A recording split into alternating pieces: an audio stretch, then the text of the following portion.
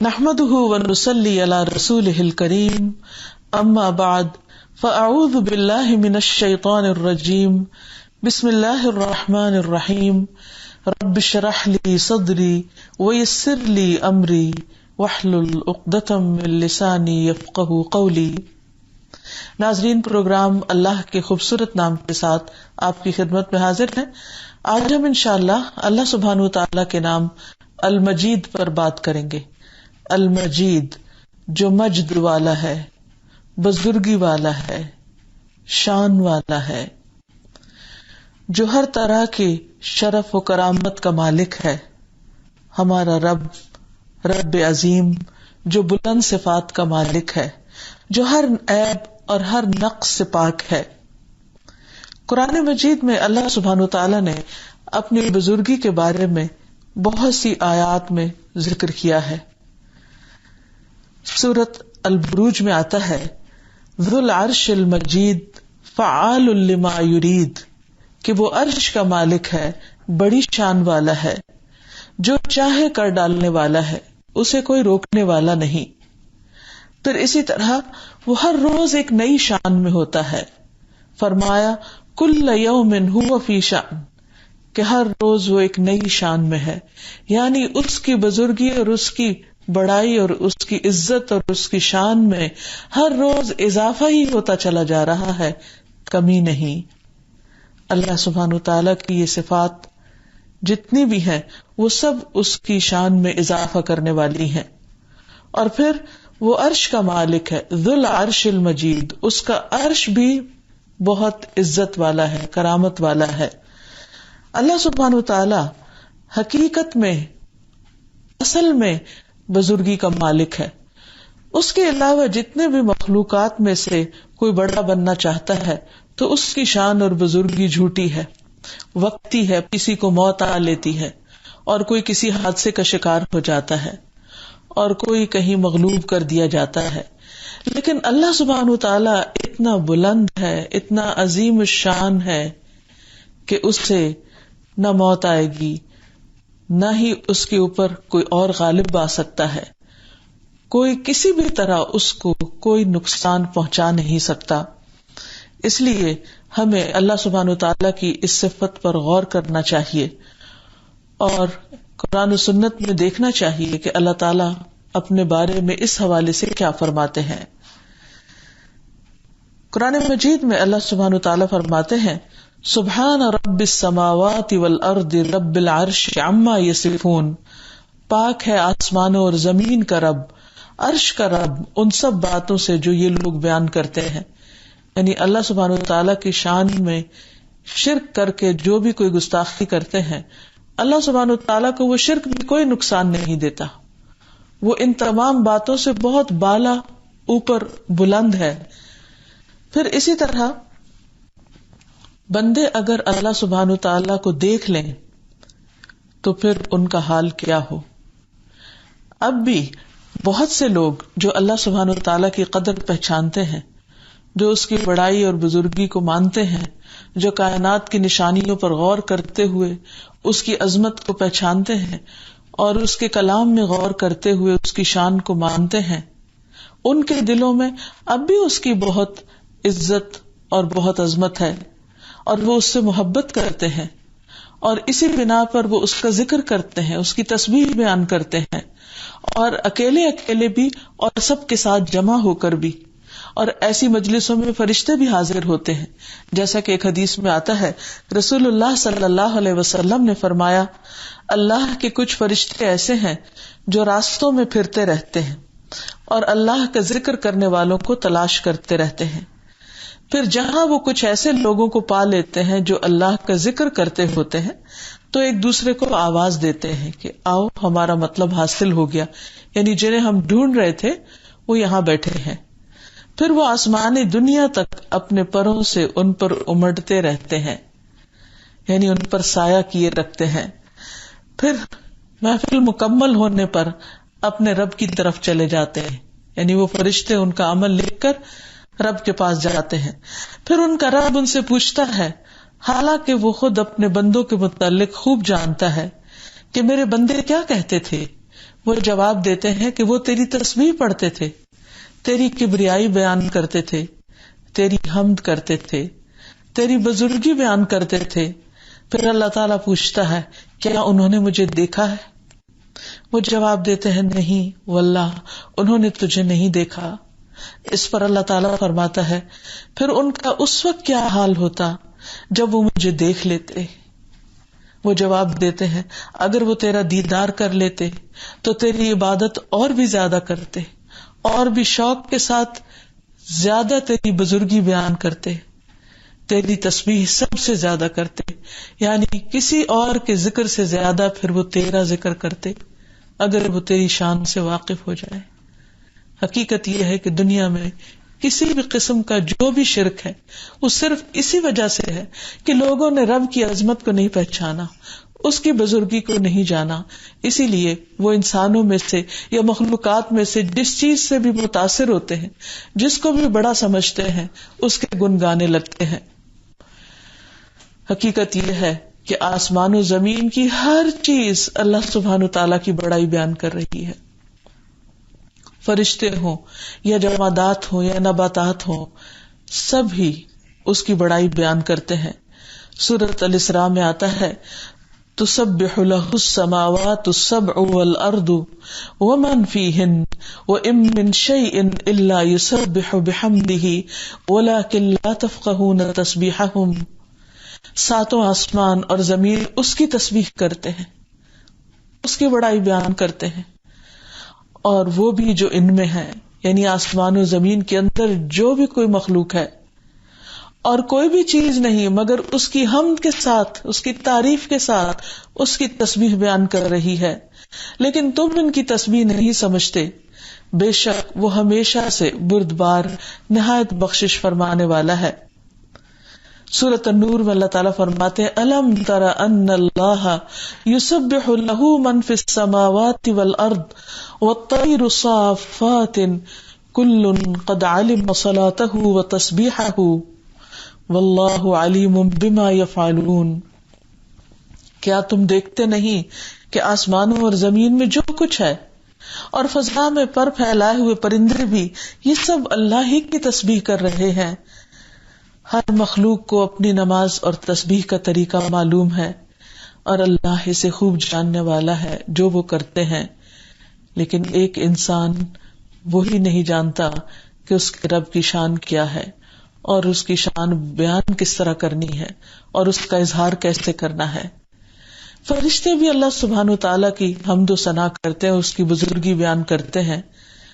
اللہ سبحانہ و تعالیٰ نے جب آدم علیہ السلام کو تخلیق کرنے کا ارادہ فرمایا اور فرشتوں سے اس کا ذکر کیا تو انہوں نے اپنے بارے میں بتایا کہ وَنَحْنُ نُسَبِّحُ بِحَمْدِكَ وَنُقَدِّسُ لَكَ، کہ ہم تیری تعریف کے ساتھ ہر عیب سے پاک ہونا بیان کرتے ہیں اور تیری پاکیزگی بیان کرتے ہیں۔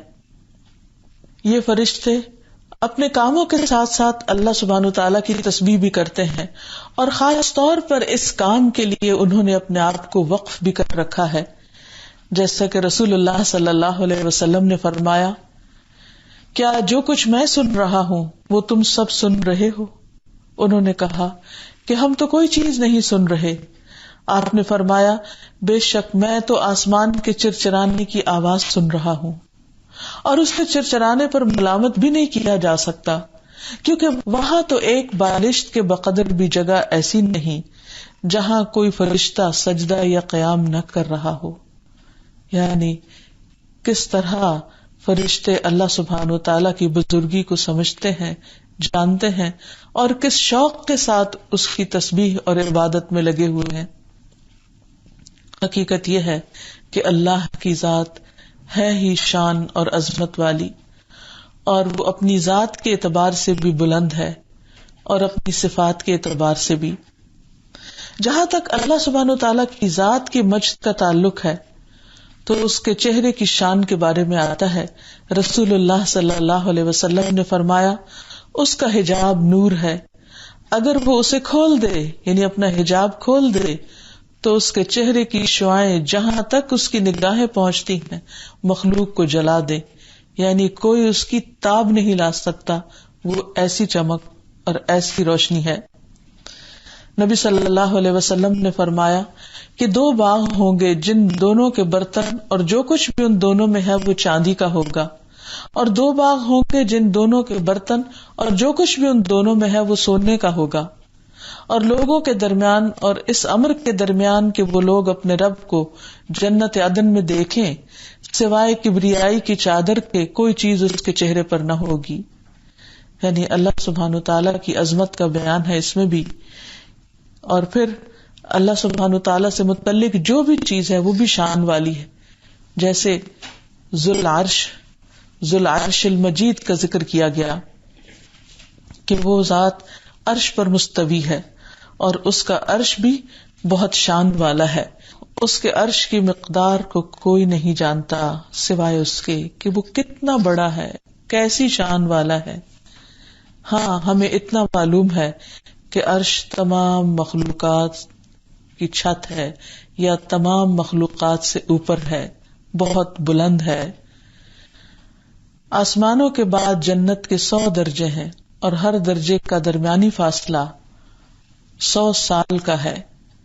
اور پھر جنت الفردوس اس کا اعلیٰ ترین درجہ ہے جس سے جنت کی 4 نہریں نکلتی ہیں اور اس کے اوپر عرش ہے. آپ سوچئے، تصور میں لائیے کہ یہاں ہم اس زمین پر ہیں، اس کے اوپر آسمان دنیا ہے، پھر ایک اور آسمان، پھر ایک اور آسمان، پھر آسمان، 7 آسمان، پھر ان 7 آسمانوں کے اوپر جنت ہے. پھر جنت کے 100 درجے ہیں اور ایک درجے سے دوسرے درجے کے درمیان 100 سال کا فاصلہ ہے. اور پھر اس کے اوپر جنت الفردوس، اور جنت الفردوس کی چھت جو ہے وہ رحمان کا عرش ہے. آپ سوچئے کہ وہ عرش کتنا بلند ہے اور اس کے اوپر ہمارا رب، اس کی شان کتنی بلند ہے.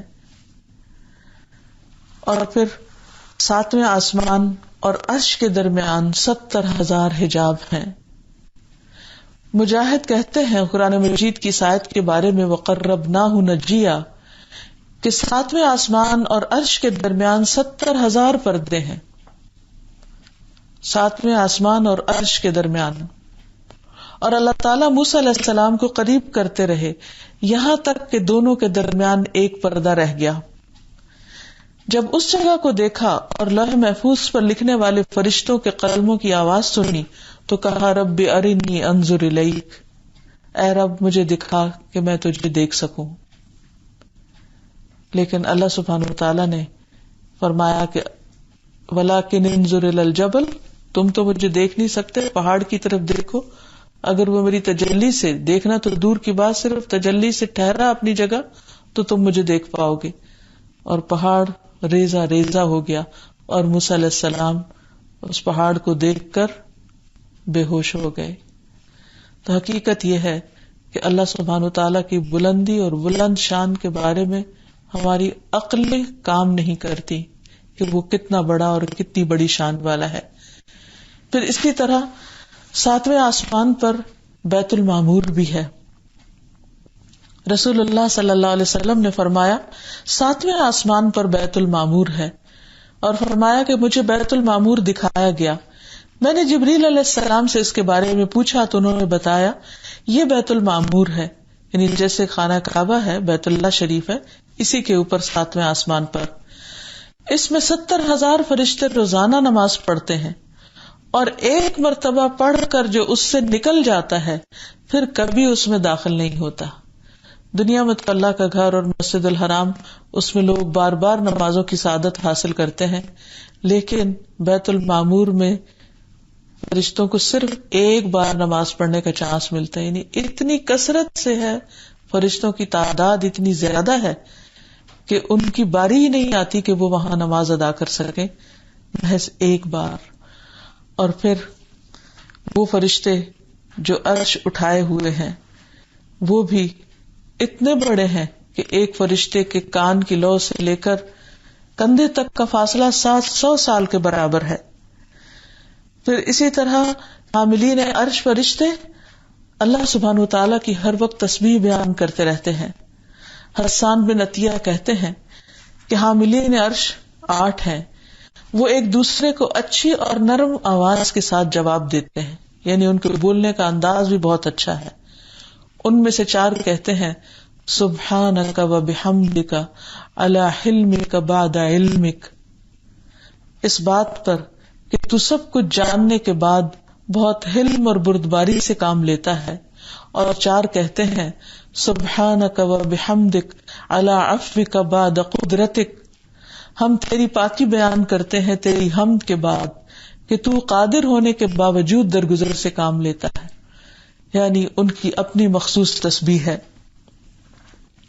پھر عرش کے اوپر اللہ کے پاس ایک کتاب بھی ہے. رسول اللہ صلی اللہ علیہ وسلم نے فرمایا جب اللہ تعالیٰ مخلوق کو پیدا کر چکا تو اپنی کتاب لوح محفوظ میں جو اس کے پاس عرش پر موجود ہے اس پر اس نے لکھا کہ میری رحمت میرے غضب پر غالب ہے. یہ ہے شان ہمارے رب کی. اور پھر عرش کا سایہ بھی ہوگا، اس سائے تلے اللہ تعالیٰ اپنے محبوب بندوں کو جگہ دے گا. نبی صلی اللہ علیہ وسلم نے فرمایا بے شک اللہ تعالیٰ فرماتا ہے میری عزت کی خاطر ایک دوسرے سے محبت کرنے والے میرے عرش کے سائے میں ہوں گے، جبکہ اس دن میرے سائے کے علاوہ کوئی سایہ نہ ہوگا. پھر عرش کے سائے میں سونے کی قندیلیں بھی ہیں. رسول اللہ صلی اللہ علیہ وسلم نے فرمایا جب تمہارے بھائی احد میں شہید کر دیے گئے تو اللہ تعالیٰ نے ان کی روحوں کو سبز رنگ کے پرندوں کے پیٹوں میں کر دیا جو جنت کی نہروں پر آتے ہیں، وہاں کے پھل کھاتے ہیں، پھر سونے کی قندیلوں میں لوٹ جاتے ہیں جو عرش کے سائے میں لٹک رہی ہیں، یعنی وہ جنت سے بھی اوپر مقام پر ہیں. جب انہوں نے وہاں کے کھانے پینے، آرام اور راحت کے مزے دیکھے تو کہا کون ہے جو ہمارا یہ پیغام ہمارے بھائیوں تک پہنچا دے کہ ہم جنت میں زندہ ہیں، ہمیں رزق دیا جاتا ہے تاکہ وہ جہاد سے بے رغبت نہ ہو جائیں اور لڑائی میں بزدلی نہ دکھائیں. اللہ تعالیٰ نے فرمایا میں تمہارا یہ پیغام ان تک پہنچا دوں گا.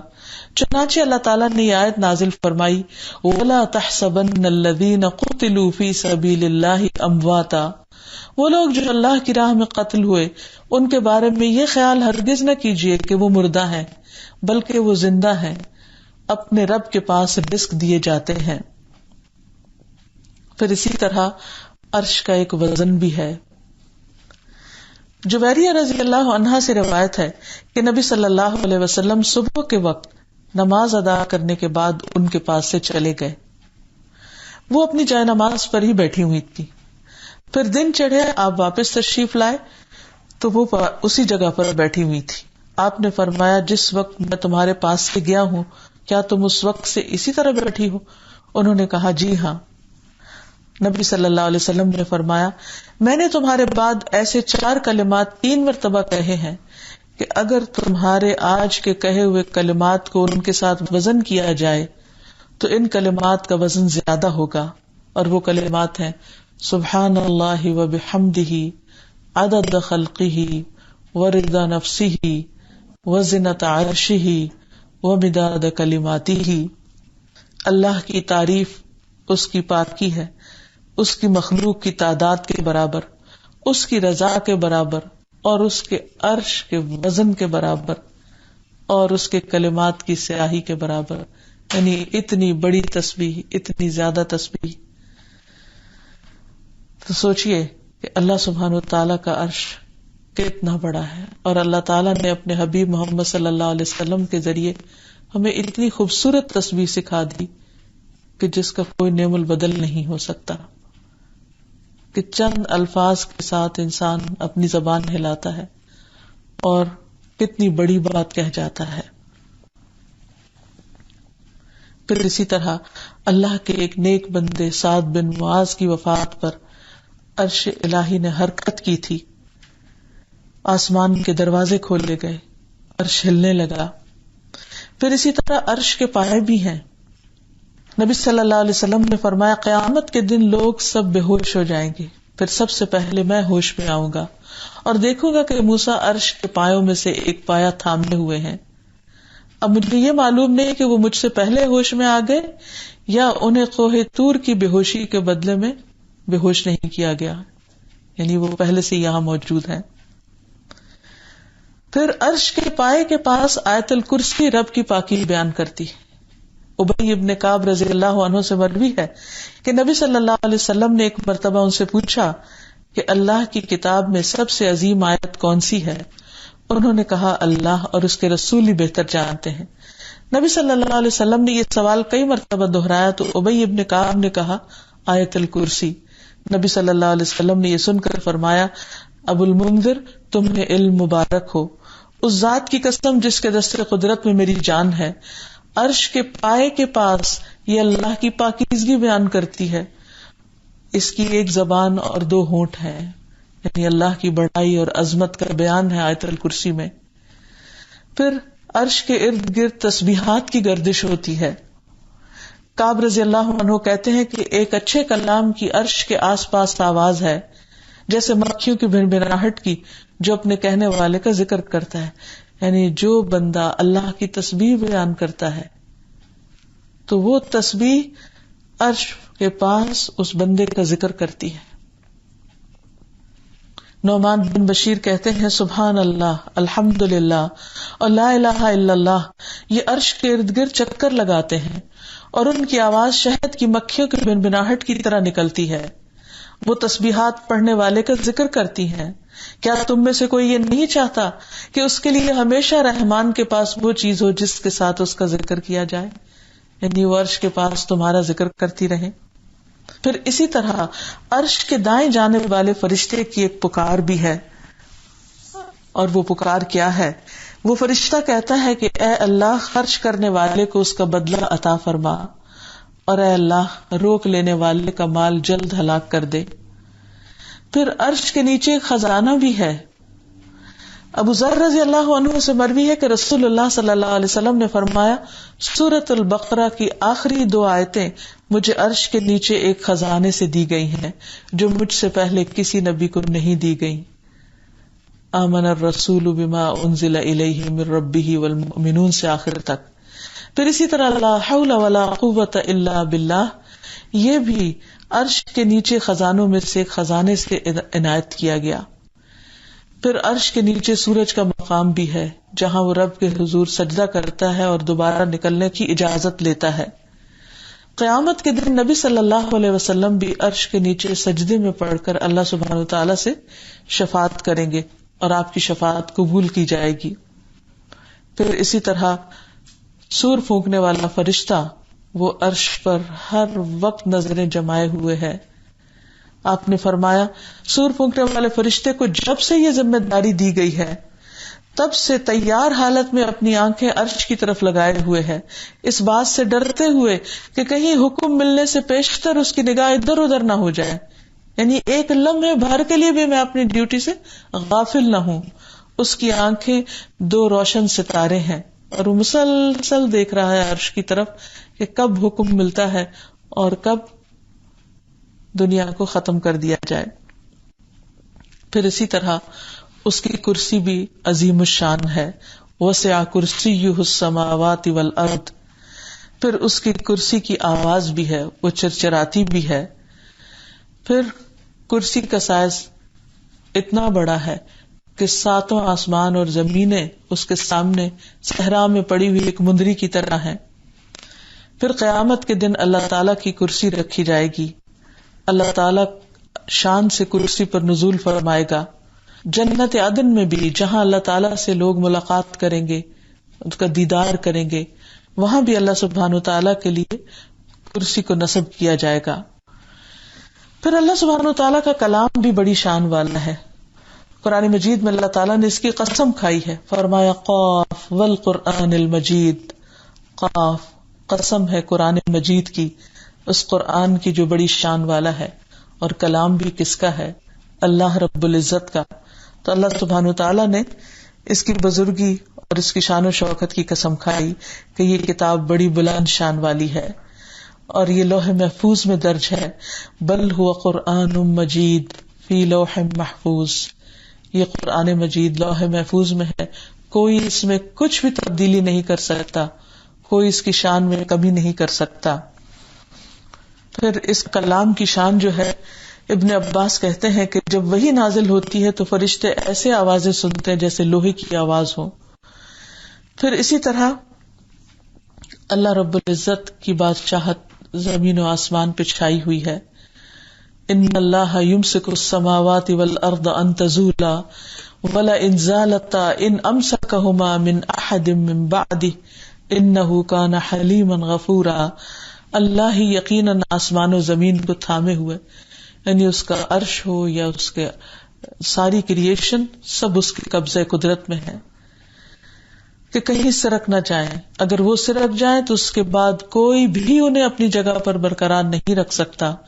بلا شبہ وہ بڑا بردبار اور معاف کرنے والا ہے.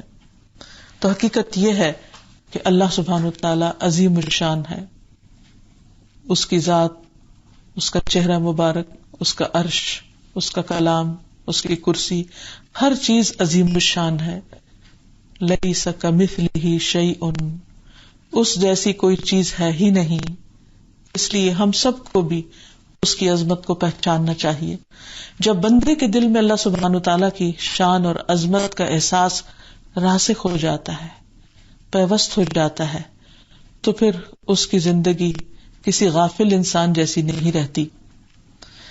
ایسا بندہ جو اللہ کی عظمت کو پہچانتا ہو، اسے چاہیے کہ پھر وہ اللہ تعالیٰ کی تعظیم بھی کرے، اس کی حمد و ثنا بیان کرے، اس کی بزرگی بیان کرے، اللہ تعالیٰ کی تسبیح کثرت کے ساتھ کرے. وہ کلام جو اللہ تعالیٰ کو پسند ہے کثرت سے اس کا ذکر کرے.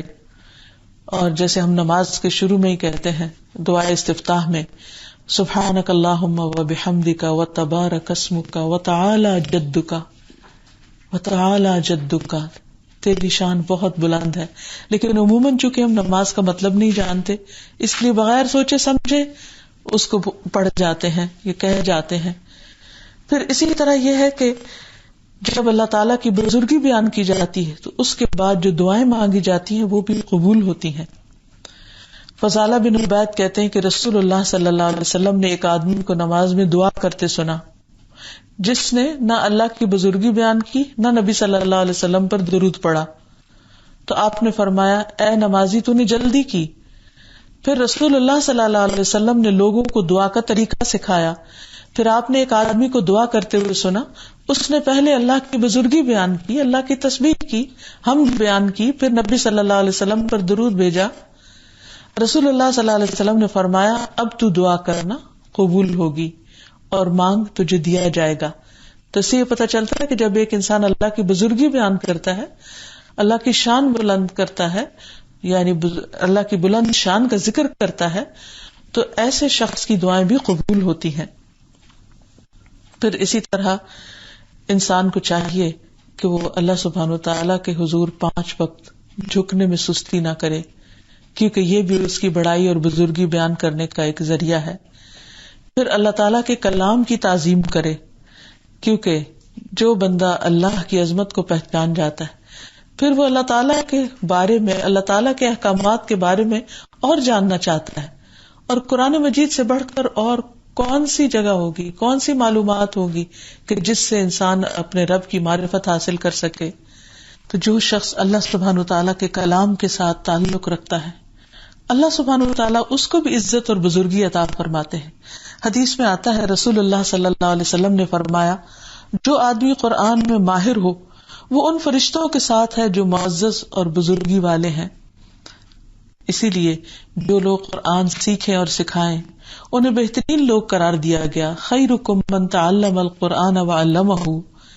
پھر اسی طرح جب انسان اللہ سبحانہ وتعالیٰ کی عظمت اور شان کو پہچانتا ہے تو پھر اس کا قرب بھی چاہتا ہے، پھر وہی بھی چاہتا ہے کہ آخرت میں بھی اللہ سبحانہ وتعالیٰ کے قریب ہو.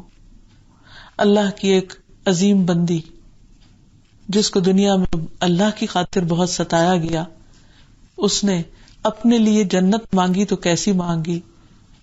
حضرت آسیہ رضی اللہ تعالی عنہا وہ کہنے لگی، رب ابنی لی عندک بیتن فی الجنہ، اے میرے رب میرے لیے اپنے پاس جنت میں گھر بنا دے. یعنی جب بندہ اللہ تعالیٰ کی عظمت کو پہچانتا ہے تو پھر اس سے محبت کرتا ہے، پھر سب چیزوں کو چھوڑ کر اس کے قریب ہونا چاہتا ہے، وہ اس کا منتہا اور گول بن جاتا ہے. لہذا ہمیں بھی اپنے لیے اللہ سبحانہ وتعالیٰ کے قرب کی دعا کرنی چاہیے. نبی صلی اللہ علیہ وسلم نے بھی فرمایا کہ جب تم جنت مانگو تو جنت الفردوس مانگو، یعنی جنت کا اعلیٰ ترین درجہ مانگو، کیونکہ جنت الفردوس کی چھت رحمان کا عرش ہے. کیونکہ حقیقت یہ ہے کہ جو جس سے محبت کرتا ہے وہ اس کے قریب رہنا چاہتا ہے. تو یہ ہو نہیں سکتا کہ کوئی اللہ سے محبت کرے اور پھر اس کو اس کے دل میں اس کے قریب ہونے کا شوق نہ ہو. پھر وہ ہر وہ عمل کرے گا کہ جس سے وہ اس سے قریب ہو سکے، اور وہ دعائیں بھی کرے گا اور اونچے درجات پانے کی کوشش کرے گا، اور اس کی نظر میں خود بخود دنیا حقیر ہوتی چلی جائے گی. کیونکہ یہ دنیا ایک متاع ہے، ایک وقتی فائدے کی چیز ہے. عقل مند وہ ہے جو اپنی اس دنیا سے اپنی آخرت بنانے کی فکر کرے. اور پھر اللہ سبحانہ وتعالیٰ ایسے لوگوں کو جو واقعی آخرت کو دنیا پہ ترجیح دیتے ہیں ان کا مقام علیین میں لکھتے ہیں. کلا ان کتاب الابرار لفی علیین وما ادراک ما علیون کتاب مرقوم یشہدہ المقربون. ہرگز نہیں، نیک لوگوں کا نام اعمال بلند پایا لوگوں کے دفتر میں ہے، یعنی ان کے تو اعمال بھی اتنے قبولیت والے کہ بلند مقام پہ رکھے جاتے ہیں.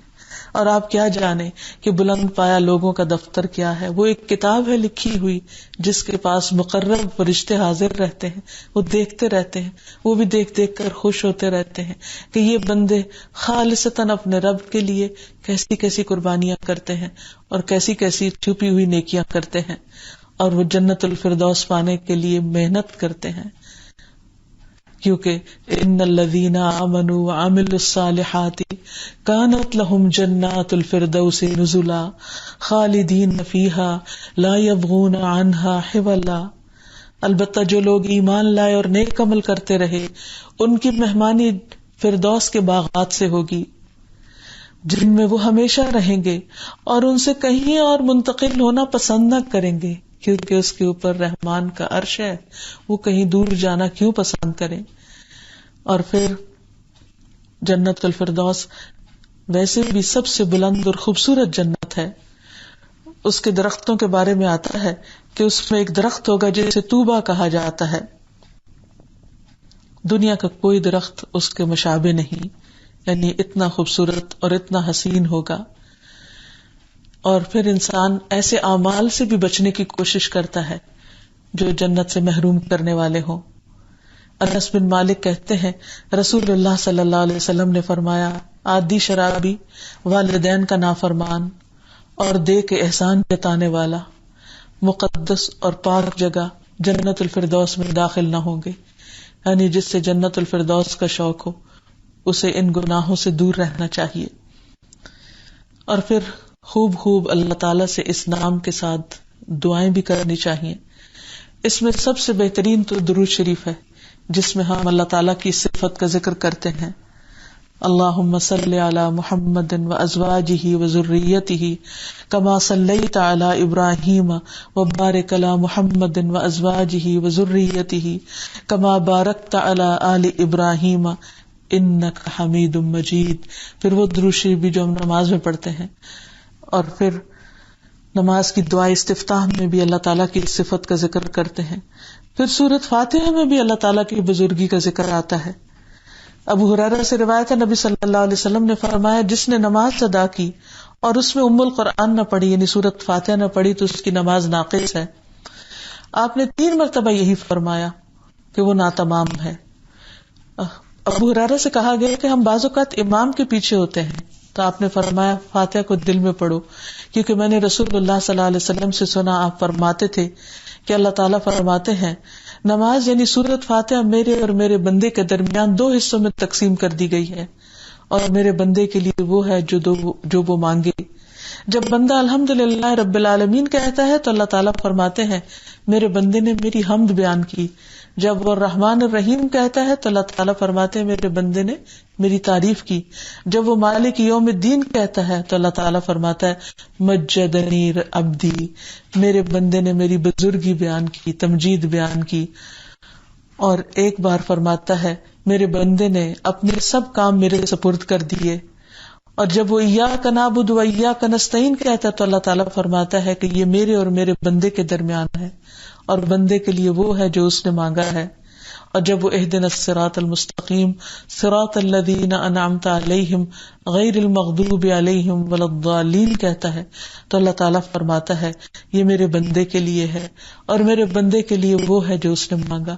یعنی اللہ تعالیٰ ایسے بندوں کو پھر ہدایت عطا کر دیتا ہے اور اپنے ہدایت یافتہ بندوں میں شامل کر لیتا ہے. پھر حقیقت یہ ہے کہ اللہ سبحانہ و تعالیٰ ہے ہی بزرگی کے لائق، تو جن کے دلوں میں یہ احساس بیٹھ جائے پھر وہ اٹھتے بیٹھتے اللہ تعالیٰ کی بڑائی بیان کرتے ہیں. ابو سعید خدری کہتے ہیں کہ نبی صلی اللہ علیہ وسلم جب سمع اللہ لمن حمدہ کہتے تو اس کے بعد یہ دعا پڑھتے ربنا لک الحمد ملء السماوات والارض وملء ما شئت من شيء بعد اهل الثناء والمجد احق ما قال العبد وكلنا لك عبد اللهم لا مانع لما اعطيت ولا معطي لما منعت ولا ينفع ذا الجد منك الجد. اے ہمارے رب، تمام تعریفیں تیرے ہی لیے ہیں جن سے آسمان و زمین بھر جائیں اور اس کے بعد آپ جو بھی چاہیں وہ بھی اس سے بھر جائے. آپ ہی تعریف اور بزرگی کے لائق ہیں. بندے جو کہتے ہیں تو ان کا سب سے زیادہ حقدار ہے اور ہم سب آپ کے بندے ہیں. اے اللہ، جسے تو عطا کرنا چاہے اسے کوئی روک نہیں سکتا اور جسے تو نہ دینا چاہے اسے کوئی کچھ نہیں دے سکتا. کسی مرتبے والے کی بزرگی آپ کے سامنے کوئی فائدہ نہیں دے سکتی.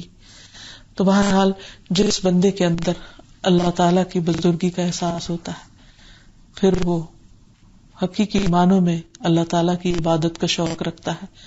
اللہ رب العزت سے دعا ہے کہ وہ ہمیں اپنی عبادت کی محبت اور اپنے قرب کا شوق عطا کر دے.